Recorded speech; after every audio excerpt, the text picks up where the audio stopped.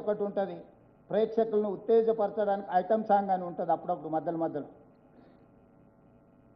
అలాంటిని ఆదర్శంగా తీసుకొని కేటీఆర్ గారు ప్రచారాలు చేసి కాంగ్రెస్ పార్టీ మీద దుమ్మెత్తడానికి ప్రయత్నం చేస్తున్నాడు. దుమ్మెత్తిపోయడానికి ఆయన ఎన్నికల ప్రచార సరళిని ఒకసారి గమనించండి. ఈ మధ్యకాలంలో వచ్చిన పుష్పలో శ్రీలీల ఐటమ్ సాంగ్ను చూడండి. ఏమైనా తేడా ఉందా? ఈ రాష్ట్రానికి నాయకత్వం వహిస్తానని చెప్పే నాయకుడి యొక్క ప్రచార సరళి పార్టీ జెండాను కండువాను గాల్లో ఇలా ఇలా తిప్పుకుంటూ ఎవరు చేస్తారు ఇవన్నీ? అందుకే మా 10 సంవత్సరాలు 2004 నుంచి 2014 వరకు జరిగిన సంక్షేమము అభివృద్ధిని కొలబద్దగా తీసుకోండి, విశ్లేషించండి, ప్రశ్నించండి మమ్మల్ని. 2014 నుంచి 2026 వరకు ఆల్మోస్ట్ డిసెంబర్ 2023 వరకు వాళ్ళే ఉన్నారంటే ఆల్మోస్ట్ 10 years. 2 సార్లు రాజశేఖర రెడ్డి గారి నేతృత్వంలో ఏర్పాటు చేసిన మా ప్రభుత్వం, 2 సార్లు చంద్రశేఖరరావు గారి నేతృత్వంలో ఏర్పాటు చేసిన ఆ ప్రభుత్వాన్ని పోల్చండి. 16,000 కోట్ల రూపాయల మిగులు బడ్జెట్, 69,000 కోట్ల రూపాయల అప్పుతో మేము అప్పచెప్తే చంద్రశేఖరరావు గారు నాకు అప్పచెప్పేటప్పటికీ జీత భత్యాలు కూడా మొదటి తారీఖున ఇవ్వలేని పరిస్థితి.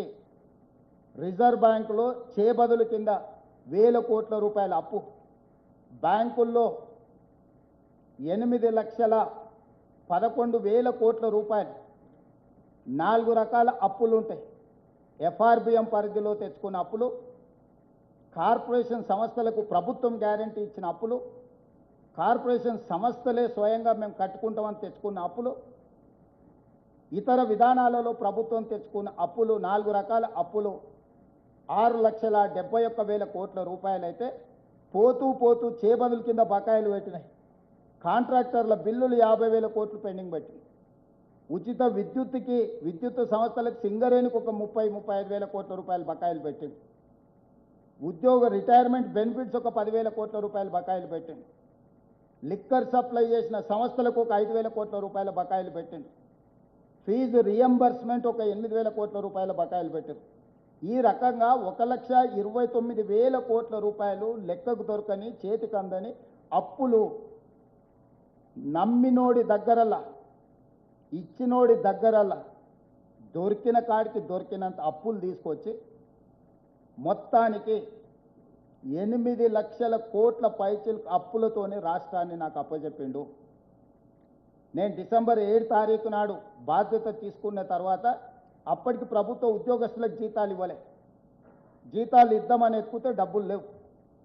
పోనీ రిజర్వ్ బ్యాంక్ లేదన్నా అడ్వాన్స్ కింద ఏదన్నా అడగనరా అంటే అప్పటికే 3,500 కోట్ల రూపాయలు అడ్వాన్స్ తెచ్చేసుకుండు మహాత్ముడు. ఆ అవకాశం కూడా లేదు. అంటే పూర్తిగా రాష్ట్రాన్ని దివాలా తీయించి లాస్ట్ థ్రెడ్ మీద తెగితే పాతాళంలో పడిపోయే స్టేజ్లో మాకు అప్పచెప్పింది. ఇప్పుడు నేను అడుగుతున్నా, ఈ 10 సంవత్సరాలల్లా వారు నిర్మించింది అమరవీరుల స్తూపం, చెర్లుబడి బడి, పర్రెలు వాసి 60 కోట్లతో మొదలుపెట్టి 250 కోట్ల అవినీతి, బాబాసాహెబ్ అంబేద్కర్ విగ్రహం 65 కోట్లతో మొదలుపెట్టి 200 కోట్ల రూపాయల అవినీతి, సెక్రటేరియట్ 400 కోట్ల రూపాయలతో మొదలుపెట్టి 2,000 కోట్ల రూపాయలకు పెరిగింది. కమాండ్ కంట్రోల్ రూమ్ నా 300-400 కోట్లతో పెడితే 1,200-1,300 కోట్లకు పెరిగిపోయింది. 1,00,000 కోట్ల పైచీలకు 1,02,000 కోట్ల రూపాయలు కాంట్రాక్టర్లకు బిల్లు చెల్లించిన కాళేశ్వరం 3 ఏళ్ల కట్టడం కూలేశ్వరం అయిపోవడం జరిగింది. వారు కట్టిన కమాండ్ కంట్రోల్ రూమ్తో ఒక ఉద్యోగం వచ్చిందా? వారు కట్టిన సచివాలయంతో ఒక ఉద్యోగం వచ్చిందా?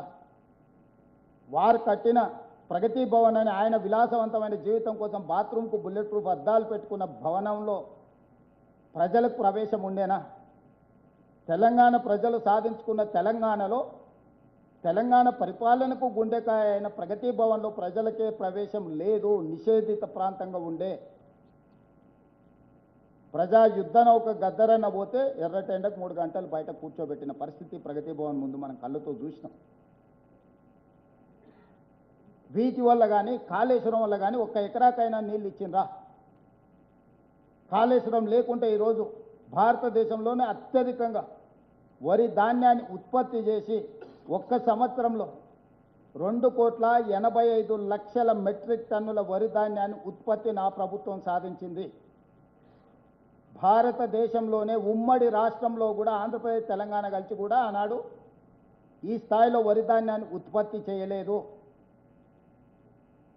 65 లక్షల ఎకరాలలో వరి పండించి ఒక సీజన్లో, ఇంకొక సీజన్లో 54 లక్షల ఎకరాల వరిని పండించి 2 సీజన్లు కలిపితే దాదాపుగా 1,10,15,00,000 ఎకరాలలో వరి ఉత్పత్తి చేసి 2,85,00,000 మెట్రిక్ టన్నుల వడ్లను ఉత్పత్తి చేసిన ప్రభుత్వం మాది. సో వారు 20 లక్షల కోట్లు 10 సంవత్సరాలలో చంద్రశేఖరరావు గారి చేతిలోకి వచ్చినాయి. అప్పులు గిప్పులు గోలు యావరేజ్గా సంవత్సరానికి 2 లక్షల కోట్ల రూపాయల బడ్జెట్ని యావరేజ్ చేసుకుంటే 20 లక్షల కోట్ల రూపాయలు వచ్చినాయి. నేను మీడియా మిత్రుల ద్వారా చంద్రశేఖరరావు గారిని, బీఆర్ఎస్ పార్టీని నేను అడుగుతున్నాను, 20 లక్షల కోట్ల రూపాయలతో నికరంగా తెలంగాణ రాష్ట్రంలో ఒక్క సాగునీటి ప్రాజెక్ట్ అయినా పూర్తి చేసిండ్రా? ఒక్క నూతన విద్యా సంస్థనైనా మీరు తీసుకొచ్చిండ్రా? ఉన్న యూనివర్సిటీలకు వైస్ ఛాన్సలర్స్నైనా నియమించిండ్రా? గ్రామీణ పాఠశాలల సింగిల్ టీచర్ పాఠశాలలు 5,000 పైచిలకు పాఠశాలలు మీరు మూత వేసిండ్రు. పేదలకు విద్యను దూరం చేసిండ్రు, రైతులకు వ్యవసాయాన్ని దూరం చేసిండ్రు, మహిళలకు రాజ్యాధికారాన్ని దూరం చేసిండ్రు, మహిళా సంఘాలను నిర్వీర్యం చేసిండ్రు. 0 వడ్డీ కానీ పావులా వడ్డీ కానీ 10 పైసలైన వాళ్ళు మీరు ఇచ్చిండ్రా? 5 సంవత్సరాలు అసలు మంత్రివర్గంలో మహిళలకు స్థానం ఇచ్చిండ్రా? 1,15,000 ప్రభుత్వ ఉద్యోగ ఖాళీలు ఉన్నాయని మొదటి అసెంబ్లీలో చంద్రశేఖరరావు గారి సమాధానం చెప్తే 10 ఏళ్ళైనా ఖాళీలను ఎందుకు భర్తీ చేయలే? అంటే ఉద్యమము తెలంగాణ రాష్ట్ర సాధన యొక్క ఆత్మనే చంపేసింది. ఏ ఒక్క ప్రాజెక్టు పూర్తి చేయాలి? 1,86,000 కోట్ల రూపాయలు సాగునీటి ప్రాజెక్టుల కాంట్రాక్టర్లకు చెల్లించిండ్రు. 1000 కోట్లతో పూర్తి కావాల్సిన కల్వకుర్తి పూర్తి కాలే, 2,000 కోట్లతో పూర్తి కావాల్సిన ఎస్ఎల్బిసి టన్నెల్ పూర్తి కాలే 10 సంవత్సరాల. భీమా, నెట్టంపాడు, కోయిల్ సాగరు, రాజీవ్ సాగర్, సీతారామ సాగర్ కింద పేరు మారింది, సమ్మక్క సారలక్కగా మారింది, ప్రాణహిత చేవెళ్ళ కాళేశ్వరంగా మారింది. ఏ ప్రాజెక్టు కూడా పూర్తి చేయలే. 1,86,000 కోట్ల రూపాయలు ఎక్కడికి వెళ్ళినాయి? 27,000 కోట్ల రూపాయలు పాలమూరు రంగారెడ్డి ఎత్తిపోతల